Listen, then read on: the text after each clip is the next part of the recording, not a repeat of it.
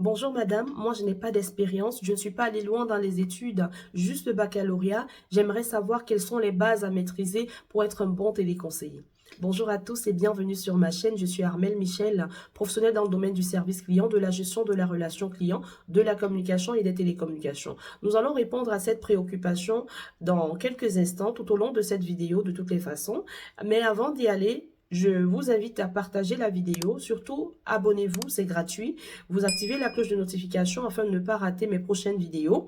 J'insiste sur le partage parce que j'ai remarqué que les personnes ont tendance à partager des vidéos d'humour, des vidéos drôles, je vais le dire ainsi, mais également les vidéos d'actualité ou bien de politique, mais encore moins des vidéos qui parlent des domaines professionnels. C'est très rare que vous puissiez prendre la peine de partager, mais je précise que c'est très important de les partager également parce que vous pouvez trouver quelqu'un qui est en train de s'interroger, comme le commentaire que je viens de vous lire à l'instant. C'est le commentaire d'une de mes abonnées qui a proposé, du moins elle a posé sa préoccupation. Je vais répondre à cette préoccupation tout au long de cette vidéo. À côté de la réponse que je vais donner, je vais également donner des conseils, des astuces qui vont permettre aux personnes qui travaillent déjà en tant que téléconseiller d'améliorer leurs indicateurs au travail. Et même les personnes, vous allez me dire que ça n'intéresse que les personnes qui travaillent dans le domaine du service client, c'est faux, parce que nous tous, nous sommes clients quelque part et nous utilisons des services, des produits et des services. Nous devons savoir quelquefois se mettre à la place du téléconseiller ou bien même du responsable du centre d'appel afin de savoir comment gérer telle ou telle autre chose. Et quelquefois, si vous avez remarqué, vous avez souvent tendance à dire que vraiment, moi on m'a très mal reçu, vous avez été très mal poli. Moi je suis tombée sur quelqu'un, sur un de vos collègues une fois et il n'a pas bien traité ma demande, il a la limite raccroché le téléphone. Moi je vous assure que ça ne m'a pas plu du tout. Vous avez des plaintes. Je vous assure que si vous regardez cette vidéo du début jusqu'à la fin, il y aura des éléments que vous allez comprendre, même les agissements des téléconseillers quelquefois. Vous voyez par exemple l'identification d'appel. Beaucoup de clients ont tendance à être réticents pour donner leurs informations personnelles afin de pouvoir vous identifier. Vous ne savez pas pourquoi le téléconseiller le fait. Dans l'une de mes précédentes vidéos, j'ai parlé de l'accueil, j'ai expliqué, et je ne sais pas le but de la vidéo, je vous invite à regarder mes précédentes vidéos, j'ai expliqué pourquoi il est important de donner les informations personnelles ou bien pourquoi le téléconseiller doit demander. Ce sont les process de l'entreprise et le téléconseiller est dans l'obligation de se rassurer que ces informations sont correctes avant de répondre à votre demande, parce qu'il arrive de fois qu'on reçoive des appels des personnes qui n'utilisent même pas les services de l'entreprise, simplement parce que le patient ou bien le client, parce que par exemple, pour les personnes qui travaillent pour les patients, vous pouvez recevoir un patient qui utilise un appareil électronique, mais qui n'est pas de l'entreprise pour laquelle vous êtes en train d'apporter assistance. Vous comprenez? Et c'est une erreur grave pour toi en tant que téléconseiller de traiter l'appel de cette personne alors que tu ne t'es pas rassuré que cette personne se retrouve dans votre système. C'est pourquoi on vous demande vos informations personnelles. À côté de cela également, les personnes qui vont me dire, bah tiens, moi, ça m'intéresse, ça m'intéresse pas du tout. Détrompez-vous. Même l'accueil téléphonique, quand on parle de l'accueil téléphonique, l'accueil, ce n'est pas seulement au téléphone. Même chez vous, vous avez des étrangers, vous avez des invités que vous devez recevoir. Vous devez savoir comment vous devez vous y prendre. Mais si vous mal prenez avec ces personnes ne seront pas à l'aise. Ces personnes vont mal se sentir chez vous. Et ce n'est pas ce que vous souhaitez, pas vrai? Alors ici également, on partage des conseils, des astuces qui vont vous permettre d'améliorer certains domaines de votre vie. Même, on parle souvent des qualités du téléconseiller. Vraiment, je ne vais pas rester dans les détails, c'était juste de petites parenthèses. Actuellement, on va entamer directement la réponse à cette préoccupation. Tout d'abord, partagez, likez la vidéo et surtout, abonnez-vous, c'est gratuit. On se retrouve dans quelques instants pour bien détailler en profondeur tout ce dont nous avons à discuter dans cette vidéo.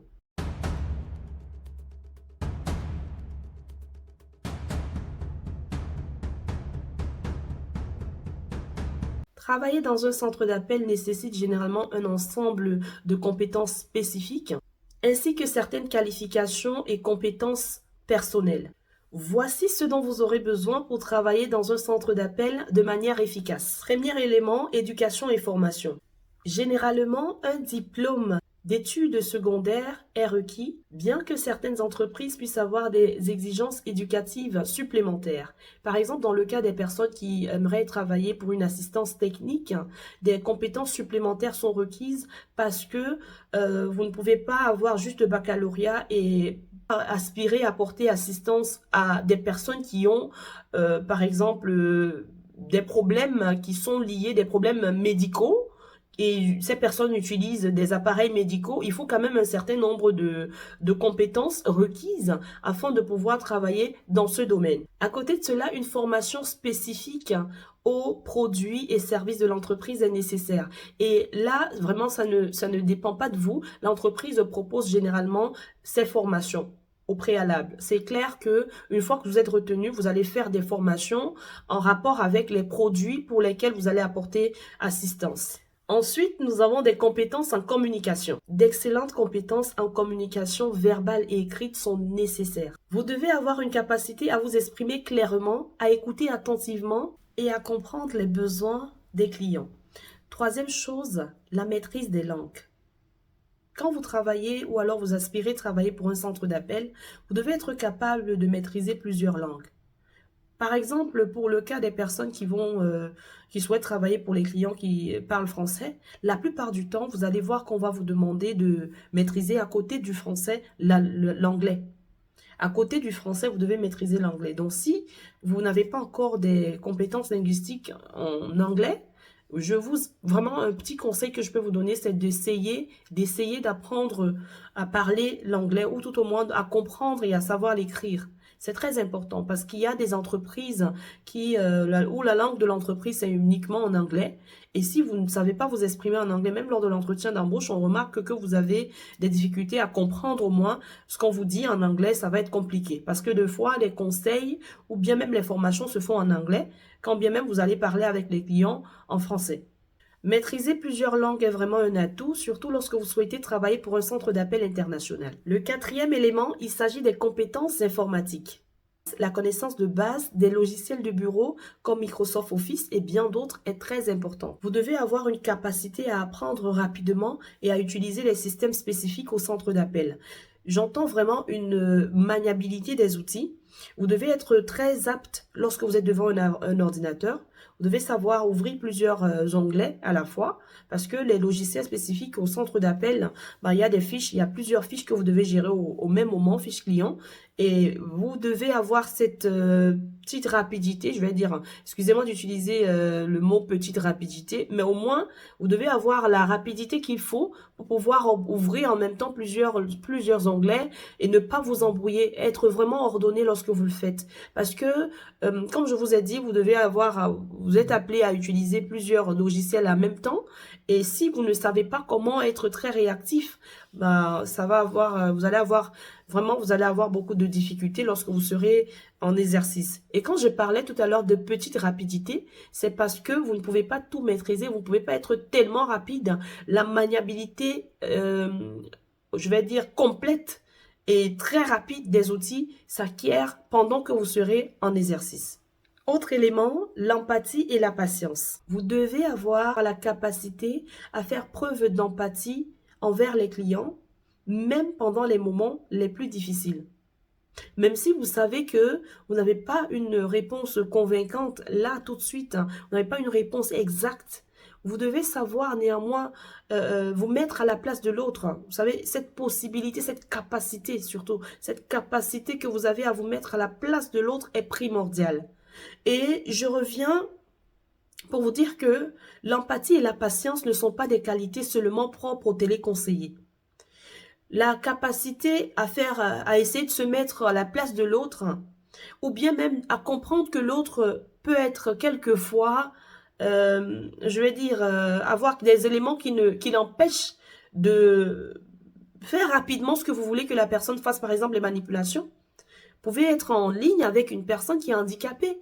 Vous devez savoir être patient. Si vous êtes en train de presser la personne à chaque fois, vous êtes en train de dire, madame, vraiment dépêchez-vous, madame.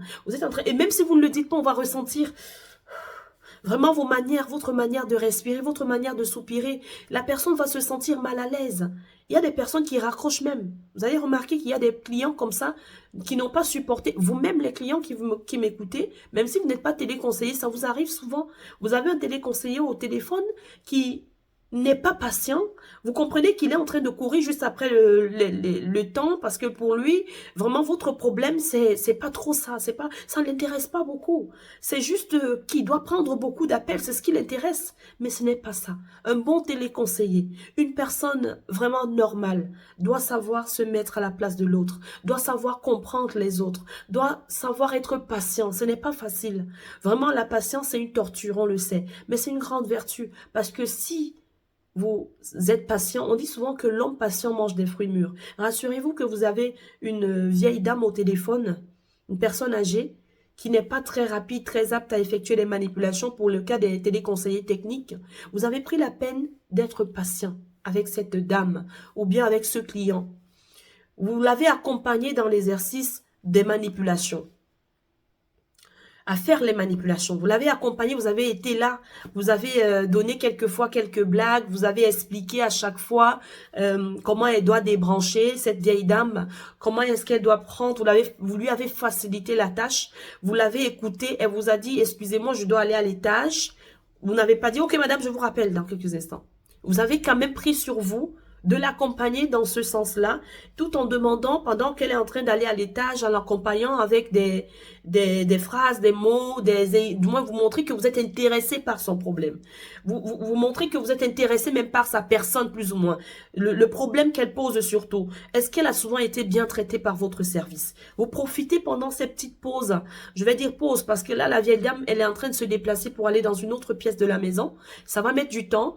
Profitez-en pour un peu jauger sa satisfaction. Si, lorsqu'elle a souvent contacté votre service, elle a souvent eu de bonnes réponses, ou alors est-ce que son souci a toujours été bien traité? Et pendant ce temps, elle va vous dire, parce que déjà, vous lui avez accordé un peu de votre temps. Elle va vous dire des choses qui vont vous permettre de verrouiller sa satisfaction à la fin de l'appel et bien entendu avoir une enquête positive. Un bon retour, un bon feedback. Donc c'est très important. Et c'est pareil dans la vie de tous les jours. Si vous accordez un peu d'importance à quelqu'un, vous montrez à la personne que ce que vous êtes en train de me dire, ce que tu es en train de me dire, ce que tu es en train de me poser comme problème, c'est aussi mon problème. Pas nécessairement parce que c'est moi qui vis le problème, mais parce que je suis là pour t'écouter. Ensemble, on va trouver des solutions. Tu as pris de ton temps, tu as accordé ton temps à la personne, ça compte beaucoup, les amis. Ça compte énormément. Moi, je ne suis pas ici, je ne m'érige pas en donneuse de leçons, mais ce sont des choses que moi j'ai appliquées, non seulement dans mon domaine professionnel, mais aussi dans ma vie quotidienne. Et c'est vraiment ça de très bons résultats. Ça, je peux vous le garantir, à coup sûr. Sixième élément, la gestion du temps. Vous devez avoir la capacité à gérer efficacement votre temps pour répondre à un grand nombre d'appels tout en maintenant la qualité de service lors de vos différents échanges. Parce que lorsqu'on court toujours après le temps, comme je vous disais tout à l'heure, on a tendance à bâcler les appels. J'ai fait une vidéo sur la durée moyenne de traitement. Je vous invite à la regarder et vous allez voir comment j'ai donné quelques conseils qui vous permettront de réduire la durée moyenne de traitement. Numéro 7, la résolution des problèmes. Vous devez avoir une capacité à résoudre rapidement les problèmes des clients et à prendre des décisions judicieuses. Numéro 8, l'adaptabilité. Vous devez avoir la capacité à vous adapter à un environnement de travail dynamique et à apprendre de nouvelles informations rapidement. Neuvième élément, le respect des procédures. Il est important de suivre les procédures de l'entreprise et respecter les politiques de confidentialité. Vous savez, lorsque vous travaillez dans le domaine du service client, vous manipulez les données personnelles du client, les adresses postales des clients, les numéros de téléphone, les adresses mail et même, vous avez même le nom, le prénom, toutes les informations du client. Vous possédez même de fois les informations bancaires des clients. Vous comprenez qu'il est très important de respecter les politiques de confidentialité de l'entreprise avant de pouvoir, pour éviter de commettre certaines fautes qui pourraient entraîner votre licenciement et même des poursuites judiciaires. On garde toujours le meilleur pour la fin, la stabilité émotionnelle. Vous devez être capable de garder votre calme et rester professionnel même dans des situations stressantes. C'est très important. Il est important de noter que les exigences peuvent varier en fonction de chaque entreprise et du type de centre d'appel. Vente, service client, support technique, tout dépend. C'est pourquoi, avant de postuler, il est recommandé de consulter les offres d'emploi spécifiques et les exigences de l'entreprise pour laquelle vous envisagez travailler. Voilà, c'était tout pour aujourd'hui. Je vous remercie énormément d'avoir regardé la vidéo du début jusqu'à la fin. Merci de vous abonner, d'activer la cloche de notification et surtout, n'hésitez pas de poser des questions ou même de faire des remarques lorsque vous avez quelque chose à compléter dans la vidéo, ou même si vous avez une préoccupation particulière, faites-moi savoir dans les commentaires. Ce serait un réel plaisir pour moi de venir répondre à votre préoccupation et bien sûr que nous puissions en parler tranquillement. Je vous souhaite de passer une très belle journée. Au plaisir!